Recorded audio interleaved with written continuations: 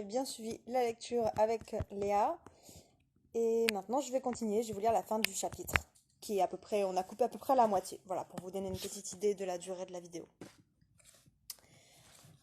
Donc, on en était à Betrej qui disait: autant de personnes, autant d'opinions, un ancien l'a dit longtemps avant moi.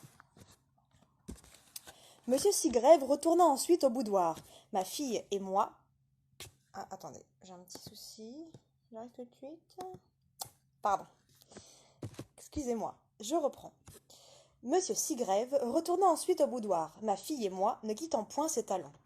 Il tenait à s'assurer qu'aucun meuble n'avait été déplacé pendant la nuit, sa précédente investigation, paraissait-il, ne lui ayant point suffi. Pendant que nous tournions autour des chaises et des tables, la porte de la chambre s'ouvrit brusquement, et après s'être refusée si peu de temps avant à nous voir, Miss Rachel elle-même, à notre grand étonnement, arriva au milieu de nous. Elle prit son chapeau de jardin de dessus une chaise, et s'adressant à Pénélope, lui demanda: Monsieur Franklin, vous avez chargé ce matin d'un message pour moi? Oui, miss. Il désirait me parler, n'est-ce pas? Oui, miss. Où est-il maintenant? Un bruit de voix sur la terrasse éveilla mon attention. Je regardai par la fenêtre et vis ces deux messieurs qui se promenaient. Je répondis alors pour ma fille. Monsieur Franklin est sur la terrasse, miss. Sans ajouter un seul mot, sans s'occuper de l'inspecteur de police qui cherchait à lui parler, pâle comme une morte et perdue dans ses pensées, elle quitta la chambre et alla rejoindre ses cousins sur la terrasse. Je sentis que je manquais aux convenances, à la bonne éducation, en agissant ainsi, mais je crois qu'au prix de ma vie je n'eusse pu m'empêcher de regarder par la fenêtre quelle allait être l'entrevue de Miss Rachel et des gentlemen. Elle s'approcha de M. Franklin, sans paraître voir le moins du monde M. Godfrey, qui se retira en conséquence et les laissa à eux-mêmes. Ce qu'elle avait à dire à M. Franklin fut prononcé avec véhémence. Cet entretien ne dura qu'un moment, mais, à en juger par l'expression de la figure de son cousin, il sembla frappé d'un étonnement indicible. Pendant qu'ils étaient encore ensemble, Milady parut sur la terrasse. Miss Rachel la vit, adressa un dernier mot à M. Franklin et regagna vivement la maison avant que sa mère ait pu la joindre. Surprise elle-même, et, remarquant la stupéfaction de M. Franklin, Milady alla vers lui. M. Godfrey se rapprocha et tous deux lui parlèrent. M. Franklin fit quelques pas entre eux, leur racontant, je pense, ce qui venait de se passer, car ils s'arrêtèrent court, comme des gens au comble de la stupéfaction. Je regardais toute cette scène lorsque la porte du boudoir s'ouvrit violemment. Miss Rachel traversa le petit salon à pas précipités pour se rendre à sa chambre. Elle avait les yeux et les joues en feu et paraissait transportée de colère. Le chef de la police tenta encore une fois de lui parler. Elle se retourna et s'écria avec rage. « Je ne vous ai pas fait venir, moi. Je ne veux pas de vous. Mon diamant est perdu. Ni vous, ni personne ne le retrouvera jamais. » Sur ces mots, elle entra et nous ferma la porte au nez. Pénélope, qui se trouvait près de la chambre, l'entendit fondre en larmes dès qu'elle se vit seule. Furieuse tout à l'heure, en larmes maintenant, que signifiait tout cela? Je dis à M. Sigrève que cela pouvait s'expliquer par l'exaspération dans laquelle la perte de son bijou avait jeté Miss Rachel. Toujours désireux de sauvegarder l'honneur de la famille, je souffrais de voir ma jeune maîtresse s'oublier ainsi, même devant un officier de police, et je tâchais de l'excuser de mon mieux. Dans mon fort intérieur, j'étais plus troublée du langage inouï et de l'attitude de Miss Rachel que je ne puis le dire. En la jugeant d'après sa dernière apostrophe, je supposai qu'elle était offensée de l'intervention de la police, et que M. Franklin ayant été l'auteur de cette mesure, ceci pouvait expliquer sa colère contre lui et la surprise qu'il avait dû en éprouver. Pourtant, si ma supposition était exacte, pourquoi alors s'opposait-elle à l'emploi du seul moyen qui pût efficacement lui faire retrouver l'objet dont la perte la mettait dans un pareil état? Enfin, au nom du ciel, comment pouvait-elle affirmer que jamais on ne reverrait la pierre de lune? Dans l'état actuel des choses, je ne pouvais espérer recevoir aucune réponse à mes questions. M. Franklin sembla se faire un point d'honneur de ne pas répéter à un serviteur, même aussi ancien que moi, ce que lui avait dit Miss Rachel sur la terrasse. Il s'ouvrit probablement à M. Godfrey, qui était un gentleman et un parent, mais celui-ci garda pour lui cette confidence, comme c'était son devoir de le faire. Milady, qui était sans doute aussi dans le secret et qui seule avait accès auprès de Miss Rachel, avouait ouvertement ne rien comprendre à sa fille. « Vous me rendez folle lorsque vous me parlez du diamant. » Toute l'influence de sa mère ne put jamais rien obtenir de plus. Nous restions donc dans l'obscurité relativement au diamant, et sans plus d'éclaircissement au sujet de la conduite de Miss Rachel. Sur ce dernier point, Milady ne pouvait nous venir en aide. Quant au premier, vous jugerez vous-même que M. Sigrève approchait du moment où il pourrait s'avouer au bout de son latin. Après avoir bouleversé sans résultat tout l'ameublement du boudoir, cet agent expérimenté me demanda si les domestiques avaient pour la plupart connu le lieu où se trouvait le diamant pendant la nuit. À commencer par moi, monsieur, lui dis-je. Je le connaissais, ainsi que le valet de pied Samuel, car il était dans le hall pendant qu'on discutait sur l'endroit où déposer le bijou. Ma fille l'y vit mettre également, comme elle vous l'a dit. Elle ou Samuel peut en avoir parlé à l'office. D'ailleurs, les gens auraient encore pu entendre même cette conversation si la porte était ouverte sur l'escalier de service. En somme, chacun peut avoir eu l'occasion de savoir où reposait le diamant la nuit dernière. Ma réponse ouvrait un large champ aux investigations du chef de police. Il essaya de le limiter en m'interrogeant sur les domestiques et sur leur réputation individuelle. Je songeais tout de suite à Rosanna Sperman, mais il ne convenait ni à ma position, ni à mes sentiments personnels de diriger les soupçons sur une pauvre fille dont l'honnêteté avait été sans reproche depuis que je la connaissais. La directrice du refuge l'avait donnée à Milady comme étant sincèrement repentante et parfaitement digne de sa confiance. C'était l'affaire de l'agent de police de trouver des motifs pour la soupçonner, et alors seulement, s'il paraissait s'établir, mon devoir serait de lui parler du passé de Rosanna et de lui dire comment elle était entrée à notre service. Tous nos gens ont une excellente moralité, et tous méritent la confiance que ma maîtresse leur témoigne. Telle fut ma réponse, après laquelle il ne restait à M. Sigrève qu'une chose à faire, c'était de sonder lui-même chacun des domestiques. Il les examina les uns après les autres. Chacun d'eux assura qu'il n'avait rien à dire.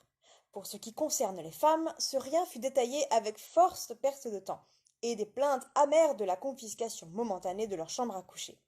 Elles furent toutes renvoyées à leurs ouvrages, et alors Pénélope ayant été rappelée, M. Sigrève se remit à l'interroger séparément. L'impatience que ma fille avait montrée dans le boudoir et sa promptitude à se croire l'objet des soupçons parurent avoir produit une impression défavorable sur le chef de police. Il semblait aussi frappé de cette circonstance qu'elle était la dernière personne qui eût vu le diamant. Lorsque ma chère petite me revint après ce second interrogatoire, elle était parvenue au comble de l'exaspération. Il n'y avait plus à en douter. L'agent de police l'avait, pour ainsi dire, accusé du vol. J'eus peine, même en pensant à l'opinion de M. Franklin, à le croire un âne aussi batté, mais quoiqu'il ne se prononçât pas, le fait est que ses regards n'avaient rien d'agréable pour Pénélope. Je pris le parti d'en rire avec elle, comme d'une aberration par trop ridicule pour être prise au sérieux, ce qui était vrai. Mais au fond je me sentais en colère, et il y avait bien de quoi, lorsque je voyais cette enfant, assise dans un coin, le cœur gros, et pleurant sous son tablier ramené sur sa figure. C'est une sotte, direz-vous. Elle aurait pu attendre qu'on l'accusât ouvertement. J'en conviens parce que je suis un homme juste et d'humeur égale. Mais aussi monsieur le chef de police eût pu se rappeler que... Enfin, peu importe qu'il se le rappelât ou non, que le diable l'enlève. La dernière phrase de l'instruction amena ce qu'on peut nommer une crise. Le chef de police eut, moi présent, une entrevue avec Milady. Après lui avoir appris que le diamant ne pouvait avoir été volé que par quelqu'un de la maison, il lui demanda l'autorisation de faire fouiller toutes les malles des gens par lui et ses hommes. Ma bonne maîtresse, en femme généreuse et bien née qu'elle était, se refusa à nous voir traités comme des voleurs. Je ne consentirai jamais, dit-elle, à payer d'une pareille humiliation les fidèles services que j'ai reçus de mes domestiques. Monsieur l'inspecteur s'inclina d'un air qui disait clairement « Pourquoi m'employer si vous devez me lier les mains ainsi ?» Placé comme je l'étais à la tête de la maison, je sentis aussitôt que nous nous devions à nous-mêmes de ne pas abuser de la bonté de Milady. « Nous remercions Milady et nous lui sommes très reconnaissants, dis-je, mais nous lui demandons la permission de faire notre devoir en cette occasion et d'offrir nos clés. Lorsque Gabriel Bétrèche donne l'exemple, ajoutai-je en arrêtant M. Sigrève à la porte, tous les autres domestiques l'imiteront, je vous le promets. Et voici mes clés pour commencer. » Milady me prit la main et me remercia les larmes aux yeux. Seigneur, que n'eussé-je pas donné en ce moment pour avoir le droit d'assommer monsieur le chef de police. Comme je l'avais annoncé, les domestiques suivirent tous mon impulsion, la plupart de fort mauvaise grâce, mais tous partagèrent ma manière de voir. C'était un spectacle curieux d'observer les femmes pendant que les agents fourrageaient dans leurs effets. La cuisinière faisait une mine à croire qu'elle eût voulu rôtir M. Sigrève tout vivant dans son four, et toutes ses camarades le regardaient comme si, en ce cas, elles en eussent volontiers mangé un morceau. Les recherches achevées, et bien entendu sans qu'on eût retrouvé le moindre atome du diamant, l'inspecteur se retira dans ma chambre pour mieux peser ce qu'il lui restait à faire. Lui et ses hommes venaient de passer des heures dans la maison sans que l'affaire eût avancé d'un pouce. Ils n'avaient recueilli aucun indice, ni sur la manière dont le vol avait été commis, ni sur la personnalité du voleur. Pendant que l'agent mûrissait ainsi de nouveaux projets, M. Franklin me fit demander dans la bibliothèque. Au moment où j'ouvrais la porte de cette pièce, quelle ne fut pas ma surprise de la sentir pousser du dedans et d'en voir sortir Rosanna Spearman. Lorsqu'on avait balayé et rangé dans la bibliothèque, et cela dès le matin, ni la première ni la seconde housemaid n'avaient quoi que ce soit à y voir à aucune autre heure du jour. J'arrêtai Rosanna et lui fis un reproche de cette dérogation à toutes les coutumes de notre maison. « Qu'est-ce qui peut vous amener dans la bibliothèque à cette heure de la journée » lui demandai-je. « Monsieur Franklin Blake avait laissé tomber dans sa chambre une de ses bagues, et je suis entrée dans la bibliothèque pour la lui remettre. » Elle rougissait tout en me faisant cette réponse, et elle me quitta avec un air de tête et une affectation d'importance que je ne m'expliquais pas. Toutes les servantes avaient été plus ou moins révolutionnées par ce qui s'était passé dans la maison, mais aucune n'avait perdu le sens commun qui paraissait faire défaut à la tête de Rosanna Spearman. Je trouvai M. Franklin en train d'écrire. Il me demanda tout d'abord un moyen pour se transporter au chemin de fer. Au premier son de sa voix, je me vis en présence du côté résolu et pratique de l'individu. L'homme de coton avait disparu. C'était l'homme de fer qui était maintenant assis devant moi. « Vous allez à Londres, monsieur ?» demandai-je. « Je vais y télégraphier, » me répondit M. Franklin. « J'ai fait partager à ma tante la conviction où je suis qu'il nous faut ici une plus forte tête que celle de ce Sigrève, et elle m'a autorisé à envoyer un télégramme à mon père. Il connaît le directeur en chef de la police, et celui-ci peut nous donner l'homme fait pour débrouiller cette mystérieuse aventure. À propos de mystère, ajouta M. Franklin en baissant la voix, j'ai encore un mot à vous dire avant que vous alliez aux écuries. N'en laissez rien échapper devant personne, mais il faut que Rosanna Spearman ait la tête dérangée, ou j'ai grand peur qu'elle en sache plus long qu'elle ne le doit sur la pierre de lune. Je ne pus me rendre compte si je fus plus saisie qu'effrayée en l'entendant s'exprimer ainsi. Si j'avais été encore jeune, j'eusse fait cet aveu à M. Franklin, mais si la vieillesse conserve un avantage, c'est celui de vous apprendre à vous taire dans les occasions où vous ne voyez pas votre route clairement tracée. Elle est entrée ici sous le prétexte de me rapporter une bague que j'avais laissée tomber dans ma chambre, continua M. Franklin. Lorsque je l'eus remerciée, je m'attendais naturellement à ce qu'elle s'en irait.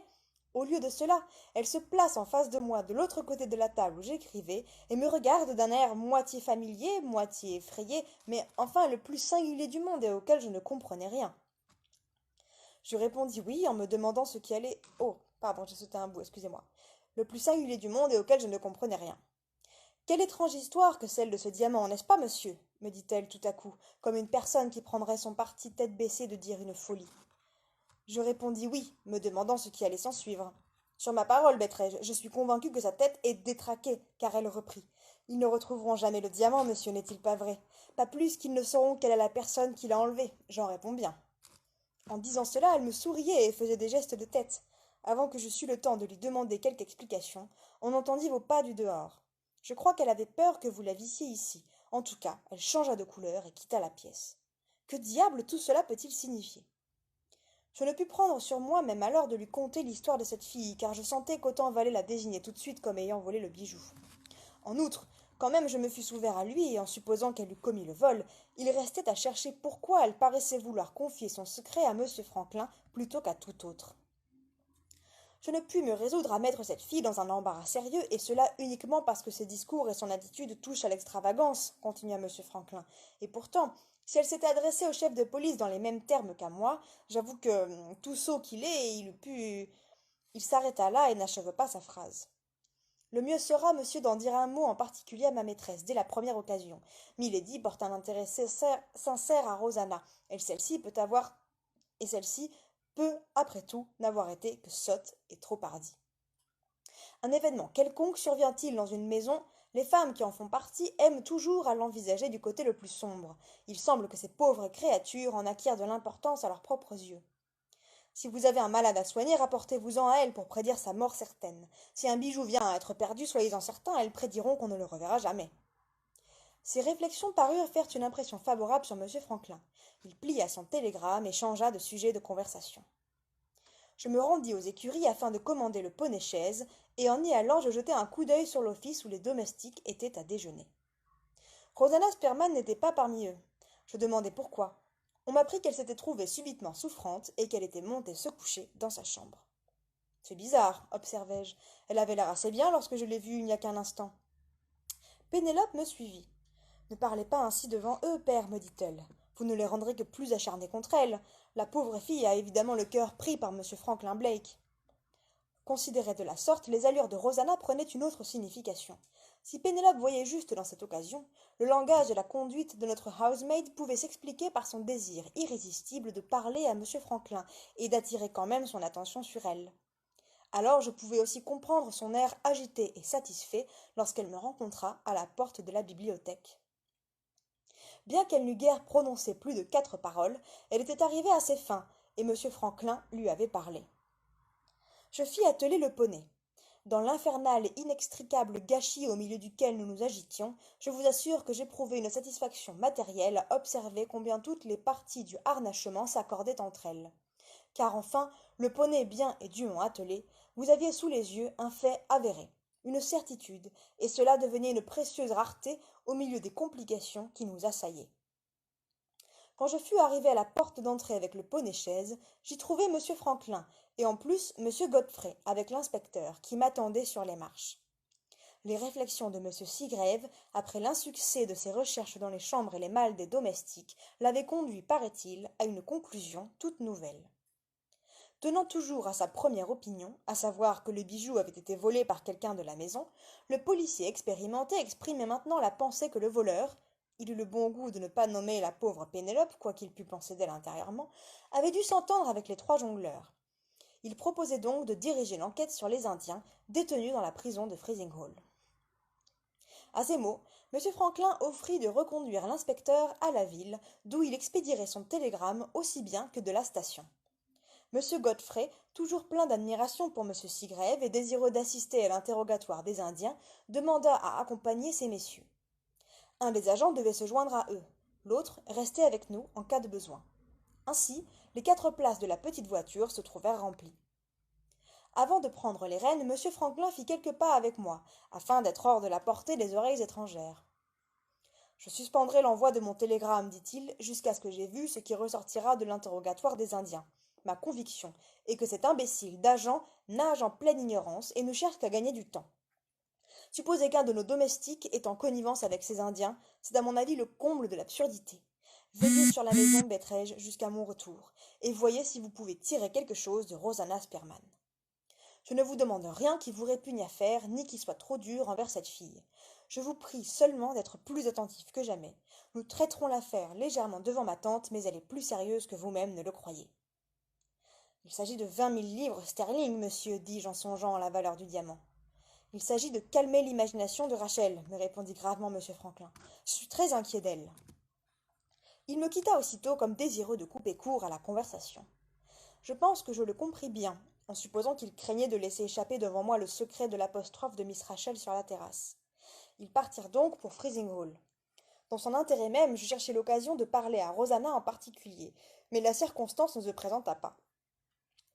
Elle ne descendit qu'à l'heure du thé, excitée et bizarre. Elle eut une attaque de nerfs, prit une dose de sel volatile par ordre de Milady et retourna se coucher. La journée s'acheva péniblement et nous parut interminable. Miss Rachel continua à garder la chambre, se disant trop souffrante pour descendre dîner. Et Milady était si attristée de l'état de sa fille que je ne pus me résoudre à lui causer un souci de plus en lui rapportant ce que Rosanna Spearman avait dit à M. Franklin. Quant à Pénélope, elle nourrissait l'agréable conviction qu'elle serait jugée, condamnée et transportée pour vol. Les autres femmes de la maison se plongèrent dans la lecture de la Bible et de leurs livres de prière, ce qui les rendit plus aigres que du verjus. J'ai remarqué que particulièrement dans notre sphère, les démonstrations de pitié hors de saison amènent infailliblement ce fâcheux résultat moral. Je n'eus même pas le cœur pour ma part d'ouvrir mon Robinson Crusoé. J'allai dans la cour, je plaçai ma chaise près du chenil, et je demandai à la société des quadrupèdes un peu de la gaieté qui manquait absolument à celle des humains. Une demi-heure avant le dîner, nos 2 messieurs revinrent de Freezing Hall. Il était convenu que le retour de l'inspecteur aurait lieu le lendemain. Ils avaient été chercher le voyageur, monsieur Murthwaite, à sa maison de campagne, et à la demande particulière de monsieur Franklin, celui-ci leur avait facilité l'interrogatoire des Indiens, en les questionnant dans la langue hindoue, puisqu'un seul d'entre eux comprenait l'anglais. L'enquête conduite avec tout le soin possible n'aboutit à rien, et on ne put établir la plus légère présomption d'un accord tenté par eux avec un de nos domestiques. En voyant ce résultat, M. Franklin expédia son télégramme à Londres et nous dûmes attendre au lendemain pour être plus ample informés. Vous voilà entièrement édifié sur l'issue négative de cette longue journée de troubles et d'agitation. 2 jours après, un rayon de lumière commença à jeter une faible clarté dans ces ténèbres. Vous allez voir comment. Et voilà, le chapitre 11 est terminé. Donc c'est un chapitre qui était un peu long, il y a eu beaucoup d'informations. Tous les personnages ont une façon très différente de réagir à ce qui s'est passé. Et pour l'instant, on sait pas grand-chose, c'est assez mystérieux. Donc Bétrej vous donnera sûrement plus d'informations dans le chapitre précédent que Léa du coup va vous lire demain. Je vous souhaite une très bonne soirée et je vous dis à bientôt. Au revoir.